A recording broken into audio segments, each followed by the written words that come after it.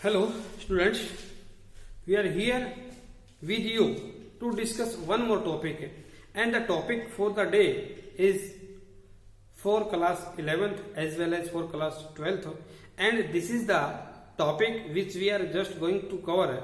It is purely based as per the curriculum of CBSE and from the book of NCERT. So it is very important and it is point to point only. So it is very fruitful for the students if they come to learn about this topic. So let's start for the day. Today we are just going to start about the concept of database. Here we will learn what is database, why we use database, what is file system in database, how we can manage data in a system, or we also came to know about the concept of DBMS. DBMS means database management system. Then we have the relational data model. Then we have the keys in a relational data model. यदि आपने पिछले वाले video को मेरे को देखा होगा तो उसमें हमने MySQL के कंसेप्ट को पढ़ा था, और MySQL के कंसेप्ट के अंदर मैंने इसको काफी सारे को जो है वहां पे कवर आपको करवा दिया था. इसके अंदर जो टर्म्स हमारी यूज हुई है उन टर्म्स को भी हमने वहां पे यूज किया था और आपको बताया था what is relation, what is degree, what is cardinality, what is attribute, what is keys, means all concepts are there.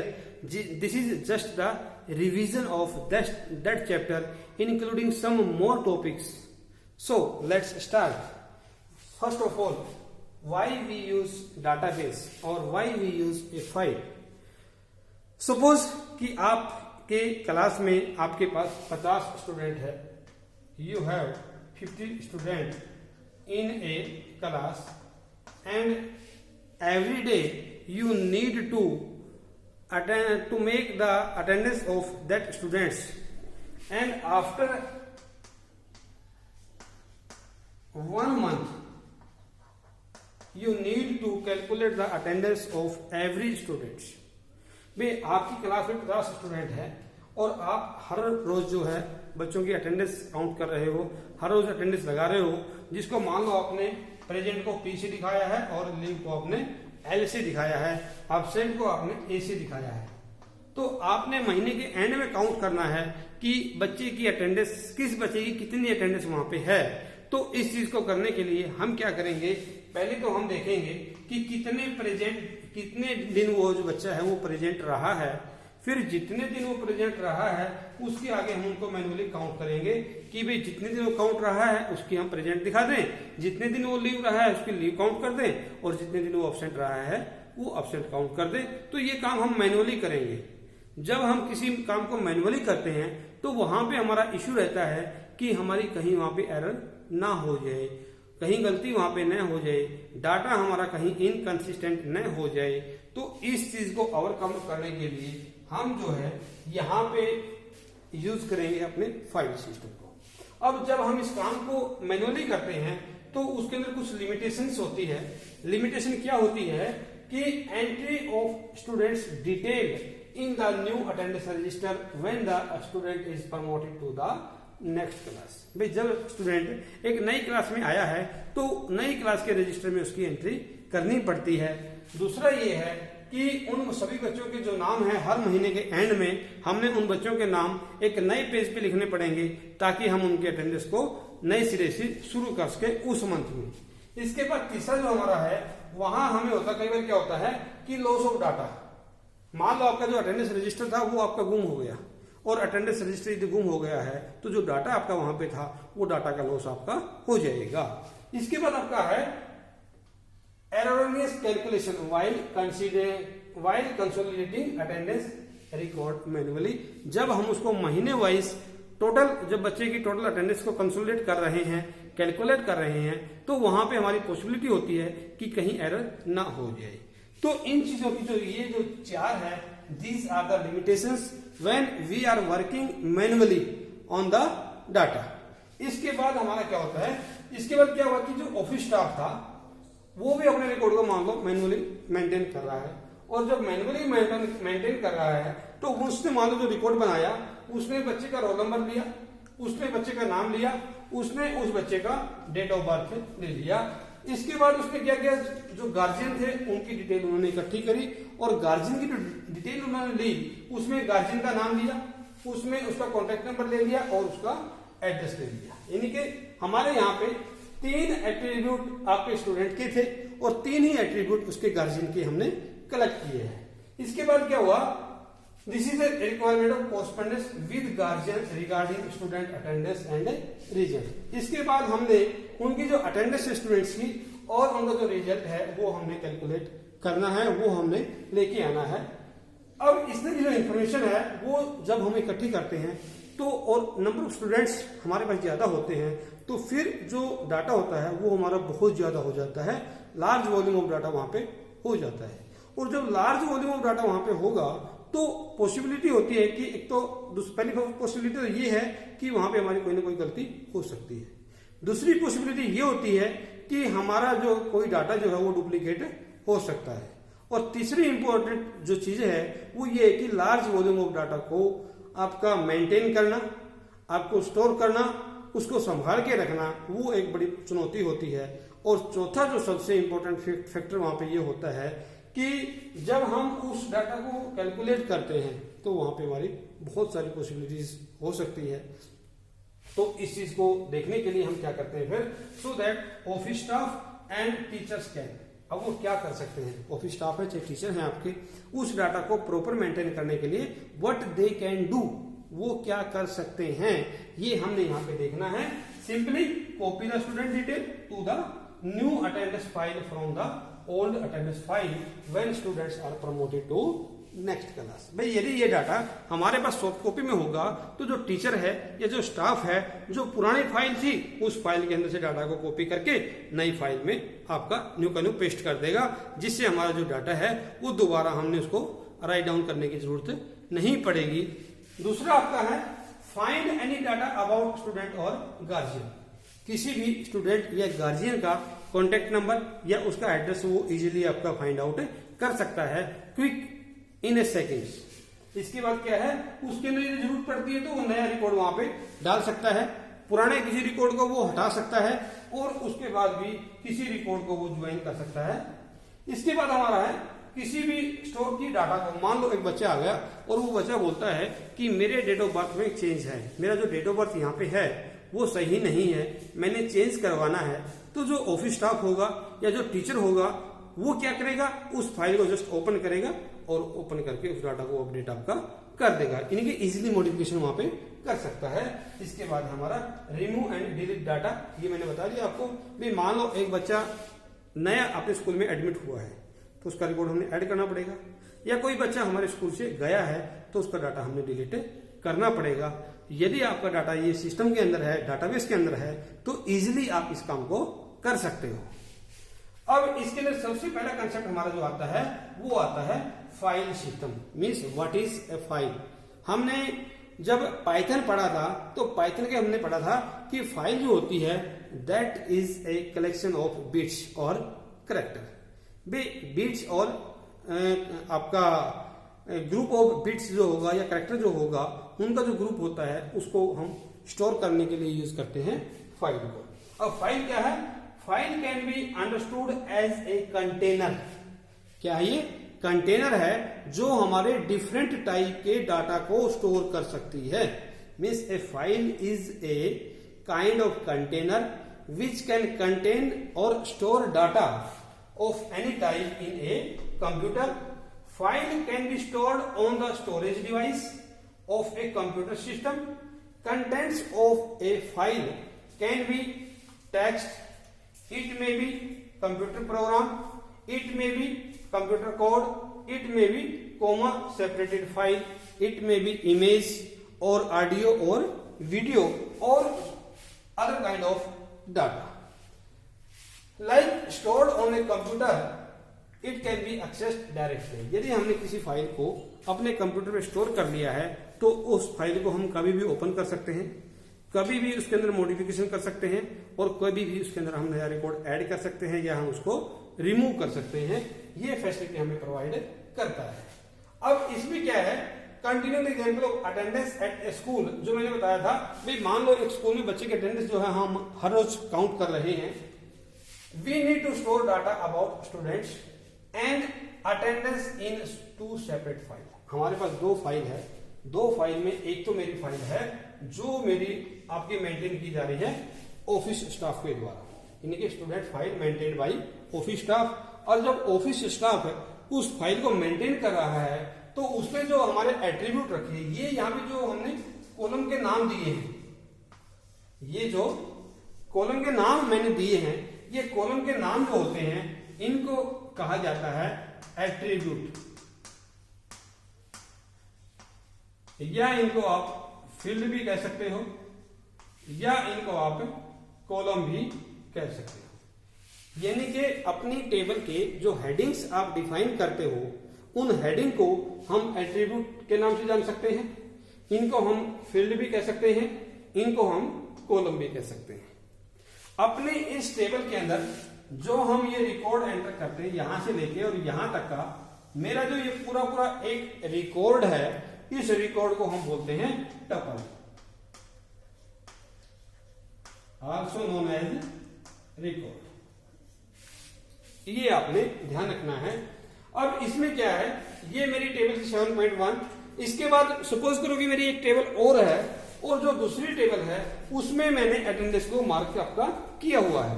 जैसे यहाँ पे मेरी एक टेबल है जिसको आपका क्लास टीचर मेंटेन कर रहा है, यानी कि 2 फाइल हो गई, एक हमारी मेंटेन की जा रही है स्कूल स्टाफ के द्वारा, एक मेंटेन की जा रही है क्लास टीचर के द्वारा। अब जो क्लास टीचर है उसने जो अपना रखा, उसने अटेंडेंस यहाँ पे मार्क करी है कि अटेंडेंस डेट यहाँ पे आ गई सारी और यहाँ पे उसके रोल नंबर आ गए हैं, यहाँ पे स्टूडेंट का नाम है और यहाँ पे उसका अटेंडेंस का स्टेटस है, वह P प्रेजेंट के लिए है और A अब्सेंट के लिए है। अब इसके बाद क्या है, जब हम इस तरीके से रिकॉर्ड को मेंटेन करते हैं तो उस टाइम हमारे फाइल सिस्टम की कुछ लिमिटेशंस होती है, कुछ बाउंड्रीज वहां पे होती है। अब जो लिमिटेशन होती है, लिमिटेशन क्या होती है, सबसे पहली जो लिमिटेशन है वो है डिफिकल्टी इन एक्सेस। मतलब यदि हमने उस फाइल को एक्सेस करना है तो वहां पे हमें डिफिकल्टी फेस होगी। क्यों होगी? File themselves do not provide any mechanism to retrieve data। अब आपने कोई फाइल खोल ली और उस फाइल के अंदर से मान लो आपको चाहिए है कि 2 तारीख को कौन कौन से स्टूडेंट प्रेजेंट थे, या मेरे को ये देखना है कि 6 तारीख को कितने बच्चे एब्सेंट थे। यानी कि मैंने डाटा को जो एक्सेस करना है वो डिफरेंट लेवल में एक्सेस करना है, मेरी रिक्वायरमेंट है वो डिफरेंट है। तो जब मैं किसी भी डाटा को एक डिफरेंट वे में एक्सेस करता हूं तो एक फाइल के अंदर से मैं डायरेक्टली इस तरह से डाटा को एक्सेस नहीं कर सकता, वहां पे मेरे को एक प्रॉब्लम क्रिएट होगी। While writing such program the developer may not anticipate all the possible ways in which data may be accessed. यानी कि जब आपने फाइल बनाई है तो आपको पता नहीं है कि डाटा जो हमारा एक्सेस किया जाएगा वो किस किस रूप में एक्सेस हो सकता है, उसमें हमारी क्या क्या रिक्वायरमेंट होगी। इसलिए जब यूजर उस फाइल को क्रिएट करेगा तो उस टाइम वो सारे फील्ड उसमें वो इंक्लूड नहीं कर सकता। अब दूसरा क्या है, डाटा रिडंडेंसी। ये हमारा एक काफी इंपॉर्टेंट कंसेप्ट होता है और ये कंसेप्ट हमारा यूज और डिफिकल्ट होता है when we have a large volume of data. Redundancy का मतलब होता है डुप्लीकेसी, या आप कह सकते हो duplicate record. Duplicate record data redundancy means same data are duplicated in different places और डिफरेंट फाइल। यानी कि मान लो एक स्टूडेंट था, एक स्टूडेंट को ही हमने 3 जगह पे एंटर कर दिया। स्टूडेंट एक है लेकिन एंट्री उसकी 3 स्टूडेंट्स के रूप में हो गई है, यानी कि एक स्टूडेंट डाटा 3 बार आ गया। तो इसका मतलब जहां हमारा स्टूडेंट 1 है वहां पे हमें काउंटिंग में दिखा रहा है 3। तो वो क्यों हुआ? क्योंकि हमने रिकॉर्ड को डुप्लीकेट कर दिया है। अब इसमें क्या होगा, in our example student names are maintained in both the file besides in table 1 student with roll number 3 and 5 है सेम गार्जियन। मान लो भाई हमारे पास एक स्टूडेंट था रोल नंबर 3 और रोल नंबर 5, उन दोनों का गार्जियन एक ही था, लेकिन मैंने उनको 3 पे भी लिख दिया और 5 पे भी लिख दिया। तो इसे क्या होगा, गार्जियन की जो डिटेल है वो मेरी डुप्लीकेट हो जाएगी। इसके बाद है मेरा डाटा इनकंसिस्टेंसी। डाटा इनकंसिस्टेंसी मतलब होता है कि जो डाटा है वो हमारा प्रॉपर वे से मैनेज नहीं है, इनकंसिस्टेंट है वो, मतलब कंसिस्टेंसी वहां पे नहीं है। अभी हम आगे पढ़ेंगे, एक हमारा आएगा डोमेन। डोमेन में हम पढ़ेंगे कि जो आपने एट्रीब्यूट डिफाइन किया है, जो आपने कॉलम डिफाइन किया है, तो जब हम किसी भी टेबल का स्ट्रक्चर डिफाइन करते हैं तो उस टेबल के स्ट्रक्चर के डेफिनेशन डिफाइन के टाइम में हम डिफाइन करते हैं कि विच टाइप ऑफ डाटा और which type of value can be hold by that column, इसको बोलते हैं हम डोमेन। अब यहाँ पे डाटा इनकंसिस्टेंसी ओकर when same data maintained in different places do not match. भाई हमने एक जगह रोल नंबर ले लिया, या मान लो मैंने एक एट्रीब्यूट लिया क्लास का। अब क्लास का जब मैंने एट्रीब्यूट लिया तो जो क्लास का हमारा लिखी जा रही है, कोई तो लिख रहा है हमारा क्लास 12 इस तरीके से न्यूमेरिकल में, और कोई हमारा लिख रहा है स्ट्रिंग में। तो ये डाटा मेरा क्या है, यहां डिफरेंट होगा, यहां पे डिफरेंट होगा। यानी कि जब हम किसी डाटा को एक पर्टिकुलर कंडीशन के ऊपर एक्सेस करेंगे तो वो सारा डाटा मेरा एक्सेस नहीं होगा। अब डाटा मेरा यदि डिफरेंट टाइप में स्टोर है तो उसको बोलते हैं इनकंसिस्टेंसी ऑफ डाटा। इसके बाद आगे जो आपका है वो है डाटा आइसोलेशन। आइसोलेशन टर्म काफी आजकल कॉमन है कोविड-19 की वजह से, बट आइसोलेशन का मतलब होता है अलग। अब यहाँ पे आपका है भाई हमारे पास दो फाइल है, एक फाइल स्टूडेंट है और एक मेरी अटेंडेंस है, और दोनों मेरी किससे कंसर्न है, स्टूडेंट से कंसर्न है, but there is no link और मैपिंग बिटवीन देम। लेकिन उनके बीच में मैंने कोई लिंक आपका नहीं किया हुआ है।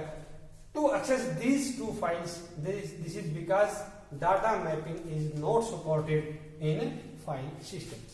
भाई क्यों है, क्योंकि जो हमारा फाइल सिस्टम होता है उसके अंदर जो डाटा मैपिंग है वो आपका पॉसिबल नहीं होती है। अब इसके अंदर हम क्या करेंगे, अब यहां पे हमारा जो आपका डाटा मैपिंग हम करेंगे, जहां पे हमारा मोर कॉम्प्लेक्स सिस्टम होगा, वहां पे हम क्या करेंगे, data files are generated by different person at different time. भाई अलग अलग फाइल अलग अलग लोगों ने बनाई और अलग अलग जगह पे उनको सेव कर दिया, जिसके बारे में हमें पता नहीं है कि कौन सी फाइल कहां पे स्टोर है, कब बनाई गई है, कब अपडेट हुई है।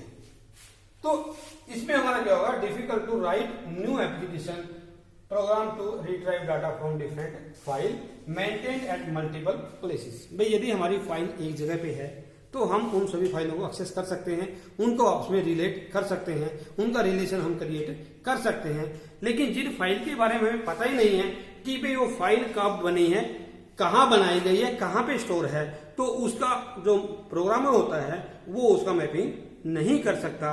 और जब डाटा की मैपिंग नहीं होगी, फाइल की मैपिंग नहीं होगी, तो we are not able to access the file. इसके बाद हमारा होता है डाटा डिपेंडेंस। डाटा डिपेंडेंस का मतलब है कि जो मेरे पास एक फाइल थी स्टूडेंट और एक थी मेरी अटेंडेंस। सपोज करो कि जो अटेंडेंस फाइल थी उसमें मैंने एक कॉलम लिया रोल नंबर, रोल नंबर मैंने कॉलम बना लिया, और जो मेरी फाइल स्टूडेंट है वहां पे भी मेरा एक कॉलम है रोल नंबर। और जो इस फाइल का रोल नंबर का जो एट्रीब्यूट है वो इस फाइल के ऊपर डिपेंड है, यानी कि यहां से वो ऑब्स्ट्रैक्ट किया गया है।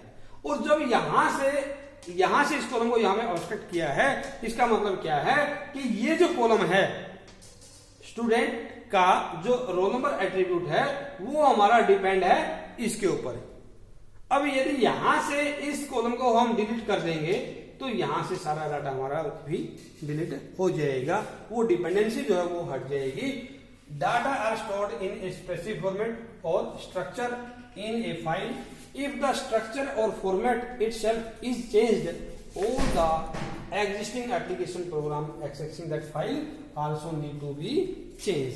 भाई यहां से ये डाटा मेरा डिलीट हो गया, यहां डाटा मेरा एक्सेस नहीं होगा, और डाटा जब एक्सेस नहीं होगा then we are not able to access the file. इसके बाद हमारा controlled data sharing. Data sharing का मतलब होता है यदि हम एक फाइल के डाटा को कहीं दूसरी जगह पे किसी दूसरे लोगों को भी दे देते हैं, शेयर कर देते हैं, यानी कि स्टोरेज तो हमारी एक सिंगल प्लेस पे है लेकिन different persons are working on the same file, then it is known as sharing of data. अब इसके अंदर हमारा क्या होगा, there can be different category of users like teacher, office staff, parents. Ideally, not every user should be able to access all the data. As an example, guardian and office staff can only see the student attendance data but should not be able to modify or delete it. हम क्या करते हैं कि जब हम किसी data को share करते हैं तो जितने यूजर होते हैं सभी यूजर को हम पूरी एक्सेसिबिलिटी प्रोवाइड नहीं करते। किसी को हम जो एक्सेसिबिलिटी देंगे वो सिर्फ डाटा को व्यू करने की देंगे, किसी को हम मॉडिफाई करने की देंगे, किसी को हम एडिशन करने की देंगे, किसी को हम सिर्फ राइटिंग करने की देंगे। तो ये जो हमारी सिस्टम में होता है यानी कि डिफरेंट टाइप का व्यू या डिफरेंट टाइप की सिक्योरिटी जो है वो हम अप्लाई करते हैं अपने डाटाबेस के ऊपर, जिसको बोलते हैं हम कंट्रोल डाटा शेयरिंग। यानी डाटा शेयरिंग तो हमने की है बट वो एक कंट्रोल मैनर में की है, हमने सभी यूजर को सभी राइट्स नहीं दिए हैं। इसके बाद हमारा होता है जो मैंने अभी आपको बताया था about the term database management system. जैसे नाम से स्पष्ट है डाटाबेस, यानी डाटाबेस होता है a collection of related file or table, a collection of related table or files which are interrelated और उस डाटा को हमने मैनेज करना है, उसको हमने आपका अरेंज करना है। Means limitation faced in file system can be overcome by storing the data in a database where data are logically related. We can organize related data in a database so that it can be managed in an efficient and easy way. में जो file system है, file system की जो limitation है उन limitation को दूर करने के लिए हम यूज करते हैं अपने डाटाबेस मैनेजमेंट सिस्टम को। अब डाटाबेस मैनेजमेंट सिस्टम में क्या कर सकते हैं हम, डाटाबेस मैनेजमेंट सिस्टम है क्या, डाटाबेस मैनेजमेंट सिस्टम और database system in short is a software. क्या है ये, कि सॉफ्टवेयर है जो हमारा क्या करेगा, can be used to create and manage a database, to store, update, modify and retrieve from data from a database by user or application program. Some example of open source, हमारे database जो है MySQL है, Oracle है, PostgreSQL है, SQL server है, Microsoft Access है, MongoDB है। और हमने एक वीडियो आपके जो मेरे वाला यूट्यूब चैनल है उसके ऊपर मैंने ऑलरेडी एक वीडियो आपका डाला हुआ है जिसमें मैंने आपको पढ़ाया हुआ है what is my SQL.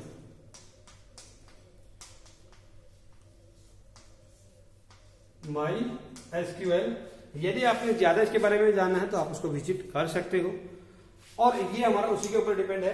Database हमारा क्या होता है, ये क्या करता है, database system hide certain detail about how data are actually stored and maintain. यानी कि जो डाटा है हमारा वो किस फॉर्म में है, क्या क्या डाटा स्टोर है, उन सभी को सभी यूजर को आपका शो नहीं होता। हम अपने शेयरिंग एक्सेस के द्वारा, अपने शेयरिंग कंट्रोल के द्वारा हम एक पर्टिकुलर यूजर को जो डाटा, जिस यूजर को जिस तरह के डाटा की जरूरत होती है सिर्फ वही डाटा हम उसको शो करते हैं, अदरवाइज बाकी जो है डिटेल उसकी हाइड कर देते हैं। Does it provide user with an abstract view of the data? A database system has a set of program through which user or other program can access, modify and retrieve the stored data. वो मैंने आपको बता दिया है कि जो हम user को एक्सेस देते हैं, जो यूजर को हम राइट्स देते हैं, उन राइट्स के द्वारा ही यूजर उस डाटा को मेंटेन कर सकता है या मॉडिफाई कर सकता है या अपडेट कर सकता है या उसको रिट्राइव कर सकता है। अब यहाँ पे हमारा क्या है कि जो डीबीएमएस होता है वो क्या करता है, it will works as an interface between the database and user, कि कि जो डाटाबेस होता है और जो यूजर होता है उनके बीच में एक रिलेशन का काम करेगा। कौन? आपका डाटाबेस। जैसे यहां पे आप देखोगे तो ये मेरा एक डाटाबेस है, ये मेरा एक डाटाबेस कैटलॉग है। इसके अंदर मेरे 3 टेबल्स मैंने बनाई है, एक स्टूडेंट है, एक गार्जियन है और एक मेरी अटेंडेंस है। अब यहाँ पे मेरे पास है ये डीबीएमएस सॉफ्टवेयर जो मेरे डाटा को एक्सेस कर रहा है और उसको डिफाइन कर रहा है। ये मेरा जुड़ा हुआ है अपने डाटाबेस कैटलॉग से, यहां से ये फाइल से डाटा ले रहा है और अपने क्यूरी के बेस पे, यानी कि जो रिक्वायरमेंट है किसकी? टीचर की, वो टीचर अपनी रिक्वायरमेंट के अकॉर्डिंग अपनी क्यूरी उस डाटाबेस को भेज रहा है और उस क्यूरी के बेस पे ये डाटाबेस मैनेजमेंट सिस्टम डाटाबेस से डाटा उठा रहा है और टीचर को प्रोवाइड कर रहा है। ऐसे ही ऑफिस स्टाफ को कुछ डाटा चाहिए है बच्चे का, वो अपने क्यूरी जो है वो डालेगा किसको? डीबीएमएस को, डाटाबेस मैनेजमेंट सिस्टम को। डाटाबेस मैनेजमेंट सिस्टम उस क्यूरी के बेस पे डाटाबेस को रिक्वेस्ट भेजेगा और डाटाबेस जो है उस रिक्वेस्ट को पूरा कर देगा। वो डाटा जो है वो उस डाटा को ऑफिस स्टाफ को प्रोवाइड कर देगा, जिससे हमारा जो काम है वो टीचर का भी हो जाएगा और वो आपके ऑफिस स्टाफ का भी हो जाएगा। चलिए, अब यहाँ पे जो हमने बताया आपको कि जो टेबल्स हमारी होगी, अब उसके अंदर क्या है कि जो डाटाबेस होता है वो हमारा सर्व करता है इंटरफेस के रूप में डाटाबेस और यूजर के बीच में, या हमारा वो यूजर की बजाय एक एप्लीकेशन प्रोग्राम भी हो सकता है। और जब हम डाटा को रिट्राइव करेंगे किसी भी डाटाबेस से, तो उस टाइम हम एक स्पेशल टाइप की जो कमांड्स होती है उनको हम यूज करेंगे। इनकी कमांड होती है और उन कमांड को हम बोलते हैं क्यूरी। सपोज करो कि आपने एक टेबल जो हमारी अटेंडेंस है उसके अंदर से हमने रोल नंबर चाहिए बच्चों के जो आपके एक पर्टिकुलर डेट में प्रेजेंट थे, तो आप सीधा लिखोगे select roll number from student where attendance equal to P. भाई हमने उन बच्चों के रोल नंबर चाहिए हैं जिनका अटेंडेंस क्या है? पी है, मतलब जो बच्चे प्रेजेंट है। हम कोई भी डेट दे देंगे, मान लो डेट दे दिया भाई आपने 5, तो लिखे and date of attendance is 5/2/2020, तो वो आप कंडीशन वहां पे दे सकते हो। उसके अकॉर्डिंग फिर जो डाटाबेस है आपकी क्यूरी को रीड आउट करेगा और उस क्यूरी के अकॉर्डिंग आपको जो रिजल्ट है वो प्रोवाइड करवा देगा। अब इसके बाद है कि जो डाटाबेस होता है इसको हम वाइडली यूज करते हैं और इसके अंदर हमारे बहुत सारे फील्ड होते हैं। कुछ एप्लीकेशंस हमारी यहाँ पे दी हुई है कि जैसे हमारी एप्लीकेशन बैंकिंग में है, क्रॉप लोन में है, इन्वेंट्री मैनेजमेंट है, ऑर्गेनाइजेशन रिसोर्स मैनेजमेंट है, ऑनलाइन शॉपिंग से, मीन्स डिफरेंट टाइप हर जगह पे, या आप कह सकते हो कि जितने भी हमारे बड़े बड़े ऑर्गेनाइजेशन है उन सभी ऑर्गेनाइजेशन के अंदर जो डाटा हमारा एक्सेस हो रहा है, जो डाटा हमारा स्टोर हो रहा है, वो हमेशा डाटाबेस के रूप में ही होता है। और यहाँ पे जब हम पढ़ेंगे वो, अब हम आगे जाएंगे तो हम स्टडी करेंगे अपने फाइल सिस्टम के बारे में। और फाइल सिस्टम कहाँ पे? अपने डीबीएमएस के अंदर। अब हमारा है file system to DBMS. DBMS हमने बता दिया आपको कि हमारा स्कूल का जो एग्जाम्पल हमने लिया है, जहां पे मेरे पास 2 डाटा फाइल है, जिसमें एक मैंने टीचर के लिए लिया है और एक मैंने अपने ऑफिस स्टाफ के लिए लिया है। यदि उन दोनों फाइलों को अपने जोड़ दूंगा मैं, उनको हम यदि स्टोर कर लेंगे तो उन फाइलों का जो कलेक्शन होगा उसको हम बोलेंगे आपका डीबीएमएस। अब यहाँ पे आपके पास है कि जो हमारे 2 फाइलें हैं डाटाबेस के अंदर, उनको हमने क्या करना है? इनकॉर्पोरेट करना है। इनकॉर्पोरेट मतलब उनको हमने जोड़ना है।